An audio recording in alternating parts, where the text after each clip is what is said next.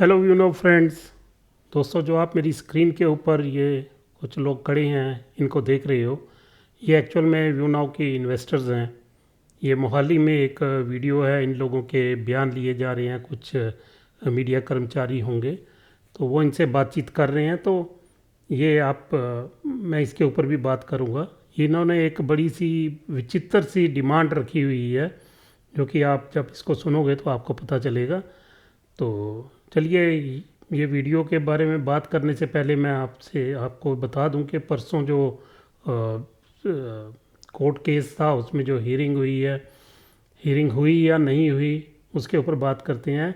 और वो जो केस है जो उसको 3 दिसंबर को नेक्स्ट जो डेट मिली है, तो वो क्यों मिली है उसका जो कोर्ट ऑर्डर है वो मैं आपको पढ़ के सुना देता हूँ। कि यहाँ पर ये ऑर्डर है, इसमें बताया गया कि जो 3 लोग जो एक्यूज थे, नंबर 1, 2, 3, इन लोगों को पिछले हियरिंग में इनको प्रोड्यूस करने के लिए ऑर्डर किया गया था, लेकिन ये परसों की तारीख में हाजिर नहीं हुए। तो इनके हाजिर ना होने की वजह से कोई भी डिस्कशन जो चार्जेस के ऊपर होना था वो नहीं हुआ। तो कोर्ट ने दोबारा उनको 3 तारीख को हाजिर करने के लिए कहा है।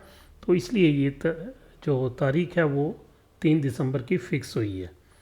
तो यहाँ पर बड़ी बात यह है कि ये 3 लोग जो हैं, जो एक्यूज़ड हैं, सुखी हैं, उनकी वाइफ हैं, या जो आरिफ निसार हैं, तो इन लोगों को आना चाहिए था अर्जेंसी को समझ के। मे भी पता नहीं क्या ग्राउंड होंगी किस वजह से वो नहीं आए, बट इनको इतना तो समझ होनी चाहिए कि इतने बड़े नंबर में लोग इनके साथ जुड़े हैं जिनके पैसे का मामला है, तो वो लोग परेशानी में हैं, तो इनको किसी भी हालत में वहाँ पे आना चाहिए था, सो दैट कि केस आगे बढ़ सकता। लेकिन ये नहीं आए, क्यों नहीं आए ये तो उन्हीं को पता होगा। एज सच ऑर्डर में तो कुछ लिखा नहीं है, बट ये भी एक इनकी सीरियसनेस को दिखाता है कि ये कितने सीरियस हैं कि केस जल्दी से जल्दी इसका कोई निपटारा हो सके। किस साइड में जाता है ये तो हम नहीं कह सकते, ये अल्टीमेटली कोर्ट को ही हियरिंग के बाद ही पता लगेगा कि ये किस साइड गया है को। लेकिन अगर इन लोगों को कॉन्फिडेंस था कि मतलब हाँ जी ये हमारे फेवर में होगा, तो आना चाहिए था। चलिए, ये अलग बात है। आप दोस्तों, ये जो वीडियो है इसकी बात करते हैं। यहाँ पर मैं आपको वीडियो पूरा नहीं सुनाऊंगा, मैं इसका लिंक जो है अपने डिस्क्रिप्शन में डाल दूंगा, आप उसको खुद सुन लीजिए और समझ लीजिए। मैं मोटी मोटी बातें करूंगा इसमें कि ये क्या कहना चाह रहे हैं। तो ये इसमें ज़्यादातर लोग जो हैं वो पंजाबी में और कुछ लोग हिंदी में बात कर रहे हैं। तो इस करके आप अपने हिसाब से इसको देख लेना। तो ਫਿਰ ਵੀ ਥੋੜਾ ਬਹੁਤ ਮੈਂ ਇੱਕ ਤੋਂ ਕਲਿੱਪ ਦੇ ਆਪਕੋ ਵਿੱਚ ਦਿਖਾ ਮੌਜੂਦ ਦੇਤਾ ਨੇ, ਹੂੰ। ਵੱਖ-ਵੱਖ ਸਟੇਟਾਂ ਤੋਂ, ਵੱਖ-ਵੱਖ ਜ਼ਿਲ੍ਹਿਆਂ ਤੋਂ ਲੋਕ ਆਏ ਨੇ। ਉਹਨਾਂ ਤੋਂ ਜਾਣਦੇ ਆ ਕਿ ਉਹਨਾਂ ਦੇ ਕੀ ਗਰਵੈਂਸਿਸ ਹੈ, ਕੀ ਮਹਿਸੂਸ ਕਰਦੇ ਆ। ਤੇ ਸਭ ਤੋਂ ਪਹਿਲਾਂ ਸਰਦਾਰ ਜੀ ਮੌਜੂਦ ਹੈ। ਕੀ ਨਾਮ ਹੈ ਸਰ ਤੁਹਾਡਾ? ਕੁਲਵੀਰ ਸਿੰਘ ਹੈ ਸਰ ਮੇਰਾ ਨਾਮ। ਮੈਂ ਬੇਸਿਕਲੀ ਸੰਗਰੂਰ ਤੋਂ ਬਿਲੋਂਗ ਕਰਦਾ ਜੀ। ਤੇ ਲਗਭਗ ਸਰ ਮੈਂ 2 ਸਾਲ ਤੋਂ ਰੈਂਟ ਲੈ ਰਿਹਾ ਸੀਗਾ ਜੀ। ਤੇ ਤਕਰੀਬਨ पिछले साल 2024 अक्टूबर 17 अक्टूबर तो ਜਦੋਂ ਦੀ रेट पई आ परेशानी थी जी।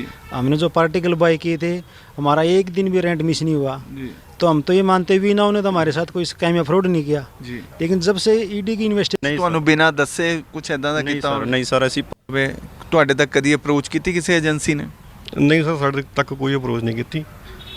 तो बट ਅਸੀਂ यही कहने हैं कोर्ट अगे भी ईडी अगे जो इन्फॉर्मेशन निकाल के भाई क्या इसका फ्यूचर हो सकता है, सभी चीज़ें मैंने स्टडी की थी सर। और उसके बाद मैंने यहाँ पे भाई रेंटल प्रॉपर्टी परचेज की थी सर, और मेरे को अच्छे से रेंट आ रहा था, और मेरे को व्यूनाउ से और सुखविंदर सर से कोई शिकायत नहीं है। मैंने कई EDC भी विजिट किए और मेरे को प्रोजेक्ट अच्छा लगा था सर। तो इस चीज़ को जल्दी से जल्दी इस मामले को निपटाने की ओर ध्यान देना चाहिए, क्योंकि 1 लाख लोग परिवार हैं कि जो मतलब ईडी की कार्रवाई के बाद से अफेक्ट हो रखे हैं सर। बहुत सारे बंदों की EMI मिस हो रही हैं सर। और मतलब तो दोस्तों, ये सभी एक ही बात बोल रहे हैं कि हमारे साथ कोई धोखा नहीं हुआ। लेकिन ना एक बात आती है कि इनके साथ नो डाउट कोई धोखा नहीं हुआ, क्योंकि इनको रेंट टाइम पे मिल रहा था। बिफोर जो रेड हुई है उससे पहले इनको रेंट टाइम पे मिल रहा था। ये बिल्कुल इनोसेंट थे, इनको नहीं पता था कि अंदर खाते में क्या हो रहा है। लेकिन अब जब कि सब कुछ चीज़ें ईडी की इन्वेस्टिगेशन में बाहर आई हैं, तो उसके ऊपर भी इनको बात करनी चाहिए। फॉर एग्ज़ाम्पल मैं बताता हूँ कि इन लोगों का पैसा दिया था कि जो डाटा सेंटर्स हैं उनको इन्वेस्ट उसमें पैसा लगाने के लिए, तो लेकिन पैसा कहाँ पे लगाया गया? पैसा लगाया गया गोल्ड परचेजिंग के ऊपर, ज्वेलरी परचेजिंग के ऊपर, जो डायमंड्स को परचेज किया गया। क्या डायमंड्स और गोल्ड का डाटा सेंटर्स में कुछ काम था? अगर ईडी की इन्वेस्टिगेशन में ये चीज़ें सामने आ रही हैं, ईडी की इन्वेस्टिगेशन में आ रहा है कि उनकी मैडम के अकाउंट में पैसा चला गया, उनकी कोई फ्रूट चाट कोई कंपनी है, क्या है करती है वो मुझे नहीं पता, वो उसमें पैसा डाला गया।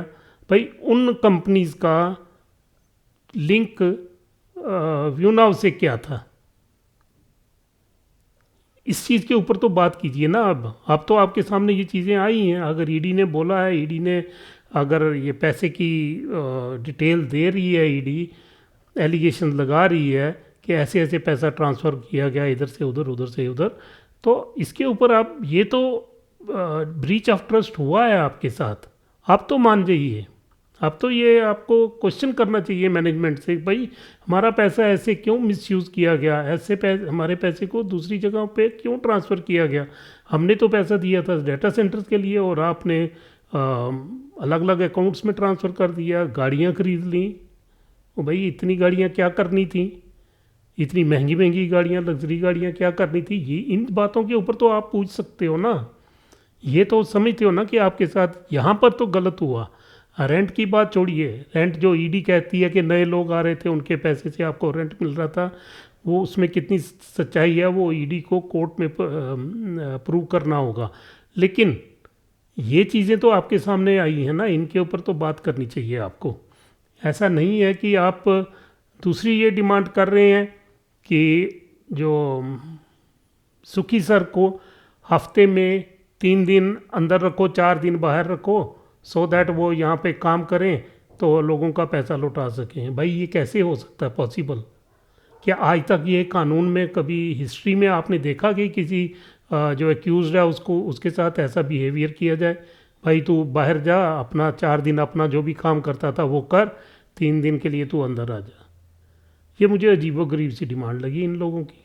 चलो ये इनके अपने जज्बात हैं, ये अपना पैसा रिकवर करने के लिए ये कुछ भी डिमांड कर सकते हैं, बट ऐसा पॉसिबल होता अगर तो 10 महीने तक अरविंद केजरीवाल या जो झारखंड के चीफ मिनिस्टर हैं वो कई महीनों तक अंदर नहीं रहते, फिर उनको भी बाहर ऐसे ही छोड़ना चाहिए था। 10 दिन बाहर रहे, 10 दिन अंदर रहे, 5 दिन बाहर रहे, 5 दिन अंदर रहे, ऐसा पॉसिबल नहीं होता। और जब अरविंद केजरीवाल को बेल भी मिली तो उसके साथ कंडीशन लगाई थी कि आप सेक्रेटरीट नहीं जा सकते, आप किसी फाइल के ऊपर साइन नहीं कर सकते। तो आप तो कह रहे हो कि उनको बाहर निकालो, बाहर निकाल के उनके ऊपर उनको काम करने की इजाज़त दे दो। क्या ऐसा पॉसिबल हो सकता है? ऐसा डिमांड करना भी मुझे लगता है कि एक बड़ी ह्यूमरस सी बात लग रही है मुझे। तो अब मैं इसमें जो क्लोजिंग इनका रिमार्क है जो भाई साहब इंटरव्यू ले रहे हैं, मैं उसके ऊपर आता हूँ, तो वो आप सुन लीजिए। तो बाकी मैं इस वीडियो का लिंक अपनी डिस्क्रिप्शन में डाल दूँगा, आप वहाँ से ये पूरा वीडियो देख सकते हैं। बंद नहीं हुआ। जो कमिटमेंट थी कंपनी की और एग्रीमेंट कंपनी करती थी कि हम 1 से 5 आपके अकाउंट में रेंट डाल देंगे, 5 मैंने कभी आज तक देखी नहीं इतने टाइम में।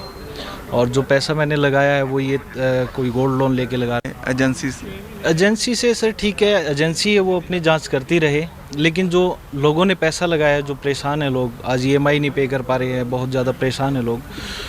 कोर्ट को, ईडी को कोई ऐसा सॉल्यूशन निकालना चाहिए कि जो कंपनी के ओनर हैं, CEO हैं, उनको कुछ इंटेरियम या कंडीशनल कोई बेल मिल जाए, जिससे कि वो बाहर आके अपना जो भी उनके माइंड में है, जो उनके अंदर चला हुआ है दिमाग में कि मैं इस तरीके से पैसा रिटर्न कर सकता हूँ, अकाउंट डिफ्रीज करके, वो कुछ ऐसा कुछ कानून कुछ निकाले, कंडीशनल बेल उनको मिले जी। यही मेरी रिक्वेस्ट है अदालत से भी और ईडी से भी। माना ये थे बहुत से जो परचेज़र हैं जिन्होंने पार्टिकल परचेज़ किए व्यूनो में।